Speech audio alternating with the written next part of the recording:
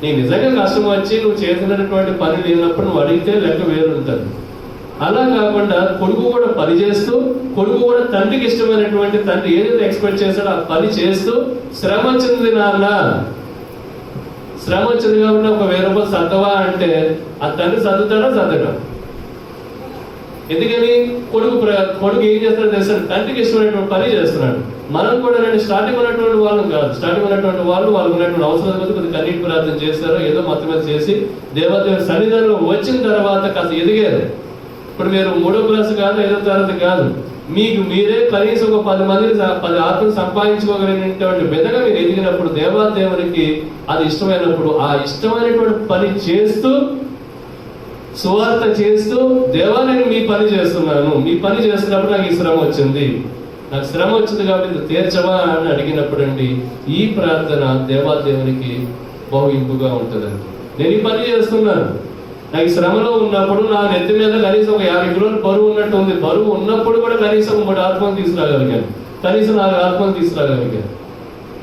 ఈ బరువే లేకపోతే ఒక 10 ఆత్మల వరకు తీసుకురాగలుగుతాను కదా. పని చేస్తున్నాను కదా మిమ్మల్ని అడుగుతున్నానని చెప్పని అన్నప్పుడు దేవాదేవుడు ఎలా ఉంటుందో తెలుసండి, ఆ ప్రార్థన ఇంపుగా ఉంటుంది. ఎంతసేపు కూడా అంటే మన స్వార్థపు ప్రార్థనలు, మనం మాత్రమే ఎదగాలనేటువంటి ప్రార్థనలు, మనం మాత్రమే బాగుంటే ప్రార్థనలు ఎంతకాలం ఎంతవరకు పనికి వస్తాయి? మొట్టమొదట, రెండోసారి, మూడోసారి, ఎంతకాలం అనండి. కాబట్టి ఇక్కడ ఏం జరుగుతుందో తెలుసండి, ఇక్కడ శ్రమ దినమున మన ప్రార్థన చేయాలి, కృంగిపోకూడదు. ఆ ప్రార్థన ఎలా ప్రార్థన చేయాలి తెలుసండి, ఆ ప్రార్థనలో దేవతను మనం తెలియజెప్పాలి. నేను మిస్ అయితే దేవతను ఎలా చెప్పాలి తెలుసండి, ఎలా మనం ప్రార్థన చేయాలి తెలుసా? ఉదాహరణకి మనం మీకు చెప్పానండి, ఏం చెప్పానంటే ఒక వ్యక్తి దగ్గర 10 మంది పనిచేస్తున్నారు. 10 మంది పనిచేస్తున్నప్పుడు ఒక వ్యక్తి బాగా పనిచేస్తున్నాడు. ఆ ఒక వ్యక్తి వల్ల మిగతా 9 మంది కూడా ముందుకు తీసుకెళ్ళిపోతూ ఉన్నారు.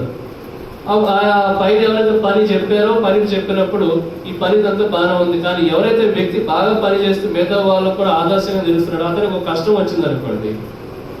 కష్టం వచ్చినప్పుడు ఆ కష్టాన్ని ఎవరైతే పైన ఓనర్ కానీ పైన ఎవరైతే మేనేజర్ ఉన్నారో అతను తీర్చగలిగితే ఇతను పని బాగా చేయగలుగుతాడు. తీర్చలేని పరిస్థితి ఉందనుకోండి, మానేసే పరిస్థితి అయిందనుకోండి, ఎవరికి నష్టం? పైన ఉన్నటువంటి మేనేజర్ నష్టమా? ఈయన మాత్రమే నష్టం అవుతా? మేనేజర్ కూడా నష్టమే కదా. ఎందుకని?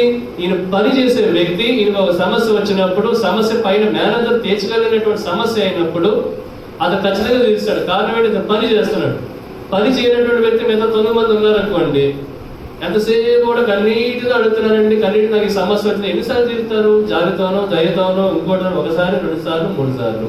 అలా కాకుండా నువ్వు దేవాదేవుని ఏ విధంగా కూడా నువ్వు ఇంపుగా లేకుండా, దేవాదేవునికి ఏ విధంగా కూడా వాడబడేటువంటి ఒక బాణంగా లేకుండా కేవలం తీసుకునే విధంగా మాత్రమే ఉన్నప్పుడు ఏమవుతుందో తెలుసండి, ఖచ్చితంగా నీ ప్రార్థన కొంత లేట్ అవ్వచ్చు అన్నమాట. అందుకనే చెప్తున్నానండి, శ్రమ వచ్చినప్పుడే ఎక్కువ సువార్తలో మనం వాడబడగలగాలి. శ్రమ వచ్చినప్పుడే మరింతగా మనం 10 మందికి చెప్పాలి. 10 మంది నీకోసం ఏమనుకుంటారనేటువంటి విషయం పక్కన అవసరం. ఎందుకని? తీర్పు తీసుకోవాల్సినటువంటి విషయం ఏమైనా ఉంది అంటే కనుక, నువ్వు చెడ్డ వ్యక్తితో మంచి వ్యక్తితో చెప్పాల్సినటువంటి వ్యక్తి ఎవరైనా ఉన్నారు అంటే కనుక, ఎవరిది? మన దేవాదేవుడే. మనం తీర్పు తీర్చేటటువంటి విషయం ఏమైనా ఉందని మనకంటే ఒక తీర్పు ఉంది. తీర్పు ఉందని చెప్పి మన బైబిల్లో ఉంది. అలాంటప్పుడు నరుడు తీర్చేటటువంటి తీర్పు ఎందుకని చెప్పి భయపడాలి? కేవలం మన సువార్తలు మాత్రమే మనం ముందుకు వెళ్ళాలి. ఎంతమంది మనం తీసుకురాగలిగాం? ఎంతమంది మన మందిరం మనం నడిపించగలిగాం?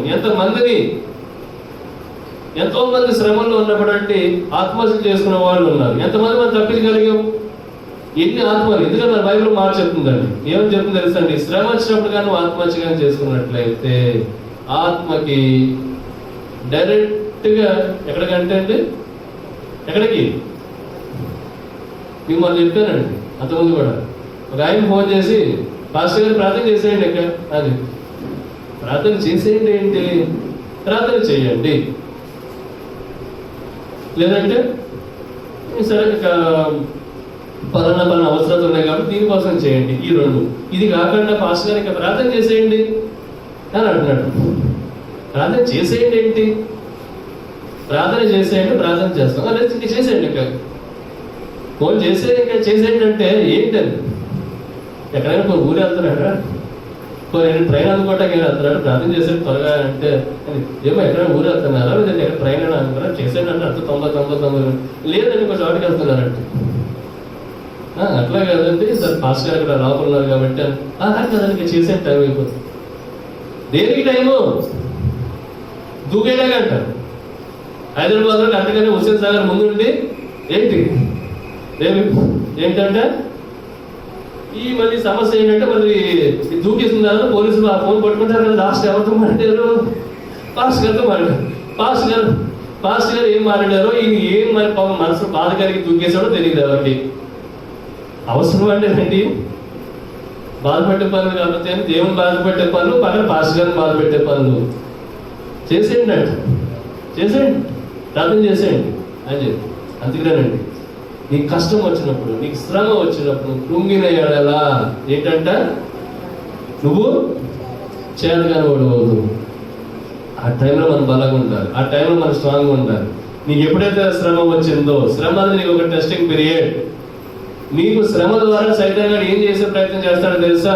నీకు అనారోగ్య సమస్య తీసుకొచ్చి కానీ, లేదంటే నీ ఇంటిలో భార్యాభర్తల సమస్య తీసుకొచ్చి కావచ్చు, లేదంటే నీ కుటుంబంలో కలతలైనటువంటి సమస్య తీసుకొచ్చి కావచ్చు, లేదంటే నీ యొక్క వంటి సమస్యలు కావచ్చు, లేదంటే ఫైనాన్షియల్ ప్రాబ్లమ్స్ కావచ్చు, ఏదైనా కావచ్చు.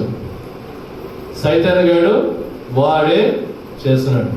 ఇంకో మాట చెప్తున్నానండి, మీకేం తెలుసు బ్రదర్, మా ఇంట్లో చాలా కష్టాలు ఉన్నాయండి. అమ్మ మీరు ఏం కంగారు పట్టండి. మీ ఇంట్లో అన్నం తినేటువంటి ఆహారం లేకపోతే మన మందులో సమృద్ధి అయినటువంటి రైస్ ఉంది, కనీసం ఒక 4 రోజులు సంబంధించినటువంటి కిరాణా కానీ 2 నెలలు సంబంధించినటువంటి ఇవ్వగలుగుతాం. ఇబ్బంది ఏం పడకండి. దీనికి ఎప్పుడు మీరు కానీ మీ కుటుంబం కానీ ఆ పరిస్థితుల్లో నిజంగా డబ్బులు లేనటువంటి పరిస్థితి, ఆత్మహత్యటువంటి పరిస్థితి ఉన్నట్లయితే ఈ 2 నెలల్లో మళ్ళీ మీరు ఏదో ఒకటి పని కూడా అప్పచెప్పేటువంటి బాధ్యత కూడా మాది. మీరు ఏం కంగారు పడకండి. నేను ఈ విషయం ఎవరు చెప్తున్నాను తెలుసండి, ఎవరైతే శ్రమ వచ్చిందని చెప్పి కృంగిపోతారో, తింటా కూడా తిండి లేదు, ఇంకేం లేదు, లాస్ట్ విషయము కేవలం ఆత్మహత్యలే అనేటువంటి ప్రయత్నం ఏం చేస్తూ ఉంటారు వాళ్ళకండి. కొంతమంది ఏం చేస్తుంటారు తెలుసండి, శ్రమ వచ్చినప్పుడు వాళ్ళు మాత్రమే శ్రమ పడతారని కాకుండా మిగతా వాళ్ళు కూడా శ్రమలోకి లాగే ప్రయత్నం చేస్తుంటారు. అది ఇంకా తప్పు.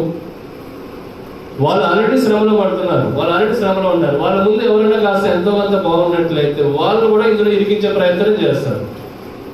మన చేతనైనట్లయితే మనం ఎంతో కొంత అవతల సహకరించే మన ప్రయత్నం చేయాలి తప్ప, మనం శ్రమలో ఉన్నప్పుడు అవతల వాళ్ళు ఇరికించే ప్రయత్నం చేసావా జాగ్రత్త. దేవదేవుడు చూస్తున్నాడు. నువ్వు శ్రమలో ఉన్నప్పుడు నువ్వు ప్రార్థించు, నువ్వు మోకరించి ప్రార్థించు.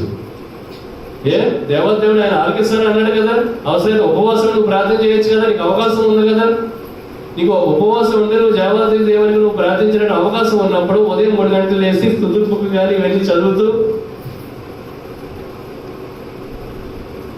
కూడా చదువుతూ దేవాదేవునికి సన్నిధానంలో ఉంటూ అవసరమైతే ప్రతిరోజు కూడా వచ్చి చక్కగా సాయంత్రం ఉండి దేవాదేవునికి సన్నిధానంలో ఉండి ప్రార్థన చేయగలిగినటువంటి పరిస్థితి ఉన్నప్పుడు కూడా నువ్వు ప్రార్థన చేయకుండా నీ బంధువులను, నీ చుట్టాల్లో ఎవరినో నువ్వు మొదలు ఇబ్బంది పెట్టే ప్రయత్నం చేస్తున్నావు అంటే ఖచ్చితంగా అక్కడ సైతాన్ గారు ఏదో విధంగా నిన్ను ట్రాప్ లో తీసుకొచ్చిన ప్రయత్నం మొదలు పెట్టాడు. కాబట్టి ఏం చేయాలో తెలుసండి, బైబిల్లో మళ్ళా చదువుతాం. సామెతలు 24:10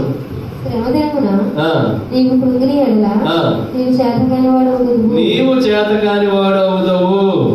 అలాగే 11 చావులకే పట్టబడిన వారిని నీవు తప్పించుము, నాశనమందు పడుటకు జోగుచున్న వారిని నీవు రక్షింపవా. ఆమేన్, హల్లెలూయా.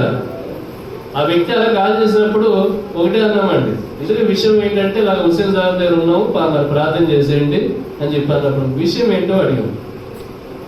విషయం ఏంటి? నీకు వచ్చినటువంటి కష్టం ఏంటి? నీకు వచ్చినటువంటి ఇబ్బంది ఏంటి? ఒకసారి నేను బెంగళూరులో ఉన్నప్పుడు కూడా అలాగే జరిగిందండి. ఒక అబ్బాయి బెంగళూరు ఒక ఎగ్జామ్ రాయడానికి వచ్చాడు. ఎగ్జామ్ రాయడానికి వచ్చినప్పుడు అబ్బాయి ఉంటాడు, మా తల్లిదండ్రులు బాగా పూరన్నా, కాకపోతే నేను మా అమ్మమ్మ గారు దగ్గర పెరిగాను. నేను మా అమ్మమ్మ నన్ను నమ్మి చాలా డబ్బులు ఇచ్చింది. ఇప్పుడు ఎగ్జామ్ రాయడానికి వచ్చాను. ఆ ఎగ్జామ్ రాస్తే కానీ చక్కగా అమెరికా వెళ్ళగలుగుతాను, అప్పుడు ఏదో పార్ట్ టైం చేసి మా అమ్మమ్మ సంబంధించినటువంటి నగలు ఏదైతే ఇచ్చిందో అన్ని కూడా తీర్చగలుగుతాను అని చెప్పి అన్నాడు. అంతా బాగుంది. మరి ఏంటి మరి సమస్య అంటే, ఎగ్జామ్ ఫెయిల్ అయితే ఇంకో ఎగ్జామ్ రాయాలి. లేదన్నా అప్పుడు ఈ ఎగ్జామే చాలా లక్షల్లో ఎగ్జామ్, ఇది ఎగ్జామ్ ఫీజు అంతా మా అమ్మమ్మ మొత్తం బంగారంతా పెట్టేసి, మా అమ్మగారిని మా నాన్నగారు గారు వాళ్ళు ఏమన్నారు, ఆ డబ్బు ఏదో వ్యాపారం పెట్టుకుని కిరణా కొట్టి ఏదో పెట్టుకోని చెప్పానంటే, నేను కిరణా కొట్టి ఎందుకు పెట్టుకోని ఎక్కడ అమెరికా వెళ్తానని చెప్పాను. అమ్మమ్మ దగ్గర మొత్తం నమ్మించి ఒప్పించి తాకట్టు పెట్టి నీకు ఇరిపిస్తానని చెప్పి అన్నాను అని చెప్పి అన్నట్టు. మరి చక్కగా చదువుతున్నా అంతా చదువుతున్నా కన్నా ఎగ్జామ్ రిజల్ట్ లో ఫెయిల్ అయితే డబ్బు మొత్తం పోతుంది, బయటకు అమెరికా కూడా వెళ్ళలేను అని చెప్పాను. ఒకటే మాట చెప్పాను, తప్పుడు నువ్వు ఏదైతే ఎగ్జామ్ రాసినా పెద్దగా అవగాహన లేదు కానీ ఒక మాట అయితే చెప్పగలుగుతాను. బాగా చదివావు కదా, బాగా చదివాను, మంచిగా చక్కగా ప్రార్థన చేసుకున్నా నాకు ప్రార్థన అంటే పడవల్ల అని చెప్పాను. మరి మీ అమ్మమ్మ గారికి నాకు పడుతున్నాయి కదా అంటే మా అమ్మమ్మ గారికి పడుతుంది, నాకు మాత్రం పడుతుంది. సరే, ఆ విషయం కూడా కొన్ని అమ్మమ్మ గారు వాళ్ళు చేస్తూ ఉంటారు, అంత బాగానే ఉంది. సరే అని చెప్పి ఎగ్జామ్కి వెళ్ళాడు. ఎగ్జామ్కి వెళ్ళిన తర్వాత ఎగ్జామ్ హాల్ నుంచి అయిపోయిన తర్వాత వస్తాడు. మళ్ళీ వచ్చేసిన బెంగళూరులో ఉన్నాం. వచ్చేసిన తర్వాత కాసేపటికి రిజల్ట్ వచ్చిందండి. రిజల్ట్ రాగానేనండి కుర్రోడు ఒకటేనండి ఒక్కం ఏడుపు. ఇంటికయ్యా ఏడుస్తున్నావు అంటే అన్న మొత్తం డబ్బు పోయింది. దేనికి పోయింది డబ్బు? ఎగ్జామ్ మొత్తం డబ్బు పోయింది. ఏమైంది రిజల్ట్ అంటే ఫెయిల్. ఇప్పుడు నేను వెనక్కి ఎలా వెళ్ళగలుగుతాను? ఇది ఓకే కానీ కరెక్ట్గా నెల 2 నెలలు నేను అమెరికా వెళ్ళాలి. ఇంకా చెప్పాలంటే అమెరికా రాసినటువంటి టికెట్లు కూడా మా ఫ్రెండ్ అది కూడా అప్పు కింద మొత్తం మారి మొత్తం అంతా కూడా సెట్ చేసుకుని ఉన్నానండి. ఇప్పుడు నాకు ఇదే లేనప్పుడు, ఇదే అప్పుల పాలైనప్పుడు నేను మరి వెనక్కి ఎలా వెళ్ళగలుగుతాను? మాట్లాడితే మా అమ్మ మా నాన్నకి ఎల్లగొట్టు పెట్టుకుంటున్నారు. నేను అక్కడికి ఎలానో నేను ఆత్మహత్య చేసుకుంటానని చెప్పి అన్న మొదలుపెట్టాడు. అన్న మొదలుపెట్టాడు. ఇవన్నీ కూడా ఎక్కడ పేపర్లో చదివితే ఎన్ని ఉంటాయండి. నా ముందే ఆత్మహత్య చేసుకుంటా అంటున్నాడు. వీళ్ళు చేసుకోవడం ఎప్పుడు కూడా అంటే డైరెక్ట్గా అలాగా చేసుకోవడం కాదండి, పక్కన ఎవరు ఇరికింతారండి. అది ముందే నాకు ఎక్కడి నుంచి వచ్చి మరి ఫోన్ అవుట్ చేశాడు. నాకు ఫోన్ అవుట్ చేసి నా దగ్గరికి వచ్చాడు. ఇరికించి మొత్తం మీద నేను ఒకటే అన్నానండి, తమ్ముడు మాట అనుకున్నాం, ఆత్మహత్య చేసుకుంటాను అనుకున్నావు. నీ వయసు ఎంత? 23 సంవత్సరాలు. 23 సంవత్సరాలు నువ్వు ఆత్మహత్య చేసుకుంటాను. నువ్వు బ్రతకలేవు, నీ కాళ్ళు ఉన్నాయి, చేతులు ఉన్నాయి, కళ్ళు ఉన్నాయి, అన్నీ ఉన్నాయి కదా, బ్రతకలేవంటే నా బ్రతకడం అంటే నా వల్ల కాదు. నా ఊర్లో నా యొక్క మొబైల్ చూపించుకోలేదు. నీ ఊర్లో నీ మొబైల్ చూపించుకోలేకపోతే నీకు ఉన్నటువంటి సమస్య కానీ అప్పులు పాలేదు కనుక చక్కగా సంవత్సరం ఎక్కడ వేరే ఊర్లో ఉండు. వేరే ఊర్లో నేను ఎవరు గుర్తుపడరు కదా. చక్కగా ఏదైనా పనులు చేయగలుగుతా పనులు చేసి చక్కగా అంతా అయిన తర్వాత 1 సంవత్సరం 2 సంవత్సరం 3 సంవత్సరాలు అంతా అయిన తర్వాత అప్పుడు కొత్తగా ఎంత స్థిరపరుచుకున్న తర్వాత మీ ఊరు వెళ్ళు. అప్పుడు కూడా గుర్తుపడతాను. నువ్వు పెద్ద సెలబ్రిటీ, నీ కోసం పట్టించుకోవడానికి ఎవరుకుంటే పనులు అలా ఉంటాయి. మా ఆయన ఏం చేసినా సరే ఎవరైతే కానీ నెల 2 నెలలు 3 నెలలు గుర్తుపెట్టుకుంటారు. 6 నెలలు ఎవరి పనులు అది బిజీగా ఉంటారు అని అంటే అది కాదన్నా. మరి మా అమ్మమ్మ సరే పరుగు కోసం చెప్పారు, 2 ఏళ్ళు 3 ఏళ్ళు ఎక్కడ ఉండమని అన్నారు. మరి మా అమ్మమ్మ నగలన్నీ కూడా పెట్టేశాను కదా, ఆమె ఏం సమాధానం చెప్పాలి? నగలు ఎక్కగానే ఎప్పుడు సంపాదించగలుగుతాను, ఎప్పుడు ఇవ్వగలుగుతాను నేను ఒకటి అన్నానండి. మీ అమ్మమ్మ నగలు సరే, మీ అమ్మమ్మ నగల విషయం ఇప్పుడు ఏం చేయగలుగుతావు? ముందు ఏదైతే ఉద్యోగం అయితే నువ్వు చేయగలుగుతావు కదా, ఏదో చిన్న ఉద్యోగం అయినా ఒక 10,000 15,000 ఉద్యోగం అయితే నువ్వు చేయగలుగుతావు కదా, వేరే ఊళ్ళో ఎక్కడికో బెంగళూరులోనే చేయగలుగుతావు కదా, ముందు మొదలుపెట్టు. అలా కాదన్నా. సరే ఒక పని చేద్దాం, ఒక పేపర్ మీద తీసుకోమని చెప్పాను. పేపర్ తీసుకుని రాసుకున్నాడు. ఆత్మహత్య చేసుకోవడం వల్ల వచ్చే విషయాలు ఏంటి, ఆత్మహత్య బ్రతకడం వల్ల అతను ఉన్నటువంటి ఆపర్చునిటీస్ ఏంటి. ఒకవైపు ఇలా రాసుకున్నాడు, ఒకవైపు ఇలా రాసుకున్నాడు. ఆత్మహత్య చేసుకోవడం వల్ల అంత శూన్యంగా కనపడుతుంది.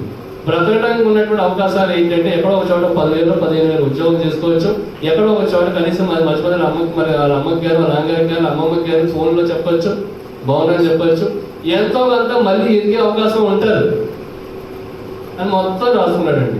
ఇవన్నీ అయ్యేప్పుడు దాదాపు 4 గంటలు పట్టింది. మధ్యలో అలా నేను ఆత్మహత్య చేసుకుంటాను, ఈరోజు నీ దగ్గర ఆత్మహత్య చేసుకుంటారా బాబు ఇలా చదువుకున్నా అంటారు. బయట పోవాలంట, నా దగ్గర ఆత్మహత్య చేసుకుంటాడంట. సరే నువ్వు చేసుకున్నావు చెప్పాను, నేనైతే అలా నేను చేసుకున్నాను కానీ అని చెప్పి అంటున్నాను. నేను నువ్వు చేసుకున్నాకపోతే బయట ఎక్కడైనా దూకేస్తాను. దూకడం మాత్రం కనుకోండి.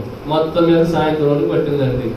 సాయంత్రం వరకు పట్టిన తర్వాత మొత్తం మీద కుర్రోడికి క్లారిటీ వచ్చింది. పర్వాలేదు బ్రతకగలుగుతానులే అని చెప్పానండి. బ్రతకగలుగుతా క్లారిటీ వచ్చిన తర్వాత మళ్ళీ మర్నాడు ఒక ఇంటర్వ్యూకి వెళ్ళాడు బెంగళూరులో. ఇంటర్వ్యూకి వెళ్తే మా ఇంటర్వ్యూకి వెళ్ళిన తర్వాత మళ్ళీ అక్కడ అన్నారంటే నువ్వు సెలెక్ట్ అవ్వమని అన్నారంట. మళ్ళీ వస్తాడు, మళ్ళీ బాగా ప్రతి విషయంలో కూడా ఆ నొప్పంతా నాణ్యతగా చేశాడు. 3 రోజులు గడిచిన తర్వాత ఉద్యోగం వచ్చిందన్న. ఒక 15,000 రూపాయలు ఉద్యోగం వచ్చింది. తర్వాత కొద్దిగా 4 నెలలు అయిన తర్వాత కొద్దిగా మంచిగా ఇంకో జాబ్లో మారాడు. ఒక 10,000 రూపాయలు వచ్చింది. చక్కగా లోన్ తీసుకుని ఏం చేశాడంటే ఆ అమ్మమ్మ నగలు ఏదైతుందో ఇప్పించేసాడు. లోన్ ఏదైతుందో చక్కగా ఈఎంఐ కట్టడం మొదలు పెట్టాడు. ఒక అలా 2 ఏళ్ళు గడిచిందండి. 3 ఏళ్ళు అలా గడిచింది. గడిచిన తర్వాత తను ఏదైతే అనుకున్నాడు చక్కగా అమెరికా వెళ్ళిపోయాడు. ఏమంటే చక్కగా కొంచెం ఉద్యోగం చేసుకుంటున్నాడు. హల్లెలూయా హల్లెలూయా. ఈ 3 సంవత్సరాలు అబ్బాయి పడినటువంటి బాధ ఈ 3 సంవత్సరాలు అబ్బాయికి ఉన్నటువంటి శ్రమ, ఈ 3 సంవత్సరాలు ఇంటికి మొగం చూపించుకోలేడు, ఈ 3 సంవత్సరాలు ఆ యొక్క ఊరికి వెళ్ళలేడు, ఈ 3 సంవత్సరాలు అర్థమైనటువంటి నిందలు తెలిసిపోయింది. అబ్బాయి ఫెయిల్ అయిపోయిన విషయం కూడా తెలిసిపోయింది. ఎలా తెలిసిందో తెలియదు కానీ మొత్తం మీద అప్పటికే చెప్తాను, నా కుర్రోడికి డబ్బులు ఇవ్వద్దు అని చెప్పాను. వాళ్ళ అమ్మ మీద కూడా, వాళ్ళ అమ్మ, వాళ్ళ కూతురు, వాళ్ళ అల్లుడు కూడా ఎంతో మొత్తం మీద ఇప్పుడు వేసిన నిందలు పోయాయి. అక్కడి నుంచి ఏదో పంపిస్తూ ఉంటే ఇక్కడ ఆనందంగా ఉన్నారు వీళ్ళందరూ కూడా. అందుకనే శ్రమ దినమున నీవు కృంగిన ఎడలా నీవు చేతగాని వాడు. మొట్టమొదటి ప్రార్థనలో ఉంచాలి. ఏ విషయమైనా సరే, శ్రమ వచ్చిందా, కష్టం వచ్చిందా, నింద వచ్చిందా, ఆపదలు ఎదుర్కొన్నావా, అనారోగ్య సమస్యలు ఉన్నావా, లేదంటే ఇంట్లో ఉన్నటువంటి కుటుంబ సమస్యలు ఉన్నావా, ఇంకోటి ఏదైనా ఉన్నావా, వెంటనే వాళ్ళకి నాన్నకో, అమ్మకో, తర్వాత అప్ప చెల్లెళ్ళకో, ఏళ్ళకో ఫోన్ చేయమాకండి. మీ జీవితాలు బాగుండాలంటే, చక్కగా ఉండాలంటే, బ్రతికినా సచ్చినా సరే నా భర్తతో అంటేనే మీ కాపురాలు బాగుంటాయి. లేదంటే సుప్రీంకోర్టే మీ ఆయన ఇంకో పెళ్లి, 2 సాధ్యం. ఇదివరకు లేవమ్మా, కంగారు పడకండి. ఆ పాత రోజులు అయిపోయేది. మీరు పోయినప్పుడు వెంటనే మీ ఆయన ఇంకో పెళ్లి తీసుకోవడం పెద్ద విషయం కాదు. ఎందుకని సమస్యలు అలా ఉన్నాయి, పరిస్థితులు అలా ఉన్నాయి కాబట్టి శ్రమ దినమున నువ్వు కృంగిన ఎడలా నువ్వేమవుతావు, చేతగాని వాడు అవుతావు. అలాగే తర్వాత చదవండి. చావులకై పట్టుబడిన వారిని నీవు తప్పించుము. నాశనమందు పరులకు జోగుచున్న వారిని నీవు రక్షింపవా. అలాంటి సందర్భంలో ఎవరైనా ఉన్నట్లయితే ఆత్మహత్య చేసుకోవాలి, ఇలా చేసుకోవాలి, అలా చేసుకోవాలి, మొట్టమొదటి ఆలోచన కష్టం వచ్చిందా, నీకు అంత ఇబ్బంది వచ్చేసిందా, కాస్త నోటిని అదుపులో పెట్టుకొని, కాస్త మనసుని అదుపులో పెట్టుకొని, కాస్త ఆలోచన అదుపులో పెట్టుకొని ఉదయం సాయంత్రం వరకు కూడా ఆ యొక్క సమస్య ఏదైతే ఉందో ఉపవాసం ప్రార్థన చేస్తే దేవదేవుడిని కనుక 3 రోజులు, 4 రోజులు, వారం రోజులు నువ్వు ప్రార్థన చేస్తే, ఉదయం 3 గంటలు వేసి ప్రార్థన చేస్తే దేవదేవుడు నీకు సమాధానం చెప్తున్నారు కదా. ఇలాంటివి ఉన్నప్పుడు ఎందుకని చెప్పి మాట్లాడితే నీకు ఉన్నటువంటి శరీరానికి సంబంధించినటువంటి విద్వేషాలకు వెళ్తావు, ఎందుకని చెప్పి ఆ యొక్క విషం వలయంలోకి వెళ్తావు. కారణం ఏంటో తెలుసండి, నీకు తెలియకుండానే సైతం గారు నేను ఒక ఉచ్చులోకి లాగే ప్రయత్నం చేస్తున్నాడు, నేను ఒక ట్రాప్ లోకి లాగే ప్రయత్నం చేస్తున్నాడు. నేను ఎప్పుడైతే ఉచ్చులో లాగే ప్రయత్నం చేస్తున్నాడో, నేను ఎప్పుడైతే ట్రాప్ లో లాగే ప్రయత్నం చేస్తున్నాడో, నువ్వేం చేస్తున్నావు తెలుసా, నీకు తెలియకుండా నువ్వు ఇరుక్కున్నావు. తద్వారా ఏమవుతుంది తెలుసా అండి, ఈ ప్రార్థన జీవితానికి దూరం అయిపోయి ఒక పక్కన ఈ ట్రాప్ లో ఇరుక్కొని, తద్వారా చిట్ట చివరి వరకు ఈ ఆత్మ ఏదైతే ఉందో ఇది దేవాదేవుని సన్నిధానంలోకి వెళ్ళకుండా ఆత్మహత్య అనేటువంటి దాని ద్వారా సైతాన్ గారు నీ యొక్క ఆత్మని లాగించుకునే ప్రయత్నం చేస్తున్నాడు.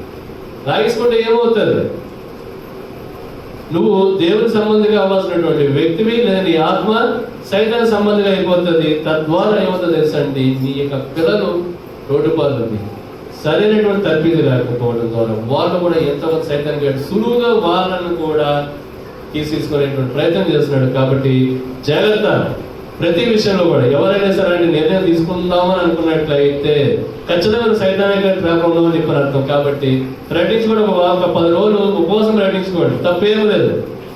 మీకు చెప్పాను కదా ఒకసారి అండి, ఏమని చెప్పాను, కరోనా టైంలో బాగా బతికినటువంటి వాళ్ళు ఒక 40 లక్షల రూపాయలు అప్పు అయిపోయారు. వాళ్ళ రోజు 40 లక్షల రూపాయలు అప్పులు అన్నట్టు ఎవరికి తెలియదు. కనీసం మందిరికి వచ్చినా సరే మామూలుగా వస్తారు. కనీసం భోజనాలు ఎప్పుడైనా ఎక్కువ పెట్టుకున్నారంటే అది కూడా పెద్ద పెట్టుకున్న సందర్భాలు కాదు. ఇలా చేసి అప్పులు బాగా అయిపోయిన తర్వాత కరోనా టైంలో ఆదాయం లేకపోతే వాళ్ళ ఆయన అన్నాడంటే ఆత్మహత్య చేసుకుందామని చెప్పారు. ఇదే ఫోన్, మరి ఈ ఫోన్ కూడా పాస్టర్ గారు ఫోన్ చేసేసి ప్రార్థన చేసేయండి. పాస్టర్కి ఎవరికి వెళ్తున్నారో అర్థం కాదు ఇలాంటివి అండి. అంటే మీరు పాస్టర్ గారు మీకు ఫోన్ చేసుకుని ప్రార్థన చేసిన మాత్రం మీ ఆత్మీయాన్ని పరలోకి వెళ్తాం అనుకున్నారా? తప్పమ్మా, తప్పదు ఖచ్చితంగా. ఆ టైంలో ఒకటే చెప్తుంది, మరి మీరు ఆత్మహత్య చేసుకుందామని చెప్పి అనుకుంటున్నారు. ఎందుకని చెప్పి కనీసం ఒక 10 రోజులు మీరు, లేదా ఒక నెల రోజులు, ఒక 2 నెలలు ఉపవాసం ప్రార్థన చేయకూడదు. నేను మా పాస్టర్లు అందరూ చెప్పేది ఇదే మీ ప్రాబ్లం. ఎక్కడో ఒక చోట నిలకడగా ఒక ప్రార్థన ఎలాగైనా 4 చోట్ల తిరుగుతూ ఉంటావు కాబట్టి నీకు కన్ఫ్యూజన్ ఎక్కువైపోయి ఇలా తయారయ్యావు అని చెప్పంటే అలా అంటున్నారేంటండి. నేను ఎప్పటి నుంచో ఎవరు కాదన్నారు. ఇప్పుడు చెప్పేది ఇప్పుడు మీ సమస్య ఏంటి, ఆత్మహత్య వరకు వెళ్ళిపోయింది. అక్కడ మందరం ఇక్కడ మందరం అని చెప్పి తిరగడం వల్ల నేను చెప్పిన మాట పెద్ద పట్టించుకునే పరిస్థితులు ఏర్పడి ఇంతవరకు తెచ్చుకున్నారు. ఇప్పుడు ఒక పని చేయండి, కనీసం ఒక నెల 2 నెలల ముందు ఉపవాసం ఉండి మీరు మాత్రమే కాదు కానీ మీ వారు కూడా అని అంటే వారు సరే అని చెప్పారన్నారంట. అన్న తర్వాత ఉదయం 3 గంటలు లేవడం అంటే కదా కష్టమే, 3 గంటలు ఎలా లేస్తూ అని చెప్పి. కానీ ఆమె లేస్తూ ఆ నాయకుడు కూడా తట్టి లేపేదంటండి. తట్టి లేపి 3 గంటలు లేసి ప్రార్థన చేయాలి. అతను లేవడం అంటే ఆత్మహత్య చేసుకుందాం అన్నావు కదా, 3 గంటలు లేవడం ఎందుకంటే చెప్పి ఇబ్బంది అన్నావు అని చెప్పాను. చేశారండి. అలా 10 రోజులు చేశారు, 11 రోజులు చేశారు, 12 రోజులు చేశారు, 15 రోజులు చేశారు, నెల రోజులు చేశారు. నెల రోజుల తర్వాత పైనుంచి లక్షలు ఉడిపి పడిపోలేదు. అది కూడా చెప్తున్నానండి. పైనుంచి ఎక్కడ పడిపోలేదు, కానీ వాళ్ళకి ఒక ధైర్యం వచ్చిందండి. మేము బ్రతికి మేము సాధించుకోగలుగుతాం అనేటువంటి ధైర్యం వచ్చిందండి. 2వ నెల వచ్చినప్పటికంటే ఒక అద్భుతమైన కార్యం ఏంటో తెలుసండి. వాళ్ళకి ఇవ్వాల్సిన వాళ్ళు ఎవరైతే అప్పులు ఉన్నాయో వాళ్ళు కూడా ఇవ్వడం మొదలు పెట్టారు, మెల్లమెల్లగా ఇవ్వడం మొదలు పెట్టారు. ఇచ్చినటువంటి డబ్బులు రొటేషన్ చేశారు, మళ్ళా స్థిరపరచబడగలిగారు. ఇది ఎంత టైం పట్టిందమ్మా? 6 నెలలు పట్టిందండి. వెంటనే అవ్వలేదు. కొన్ని సందర్భాలు సంవత్సరం పడుతుంది, కొన్ని సందర్భాలు 2 సంవత్సరాలు పడుతుంది. మనకు ఓపిక ఉండదు, నిరీక్షణ ఉండదు. పక్కన దేవాలయాలు దూరం చేసుకుంటాము, మందిరాలు దూరం అయిపోతాం. ఏంటమ్మా? ఇబ్బంది బాగా అయిపోతుంది. కాబట్టి ప్రతి విషయంలో కూడా రండి, ఆలోచించి అడుగు వేయండి. ఒకవేళ శ్రమ వచ్చినప్పుడు, ఒకవేళ ఇలాంటి చచ్చిపోదాము అనేటువంటి సమయం వచ్చినప్పుడు ఖచ్చితంగా జాగ్రత్త కలిగి ఉండండి. ఏ విధంగా కూడా సైతం మీ ఆత్మని అప్పగించుకోమాకండి. ఈ సంగతి మాకు తెలియదని అనుకునేలా హృదయములను శోధించేవాడు నీ మాటను గ్రహించును కదా, నిన్ను కనిపెట్టువాడు దాన్ని ఎరుగును కదా, నరులకు వారి వారి పనులు బట్టి ఆయన ప్రతీకారం చేయను కదా. నా కుమారుడ, తేనె త్రాగు అది రుచిగలదు కదా, తేనె పట్టు తిరుమది నీ నాలుకకు తీపియే కదా. నీ ఆత్మకు జ్ఞానం అట్టిదని తెలుసుకొను, అది నీకు దొరికిన ఎడల ముందుకు నీకు మంచి గతి కలుగును, నీ ఆశ భంగము కానేరదు. భక్తిహీనుడ నీతిమంది నివాసమంతా కొంచెం ఉండకము, వారి విశ్రమ స్థలమును పాడు చేయకము. ఈ వాక్యము మన దేవుడు దీవించుగాక. ఆమేన్. హల్లెలూయా. కళ్ళు మూసుకుందాం, చిన్న ప్రార్థన చేద్దాం. మనం ప్రతి ఒక్కరు కూడా మన యొక్క కానుక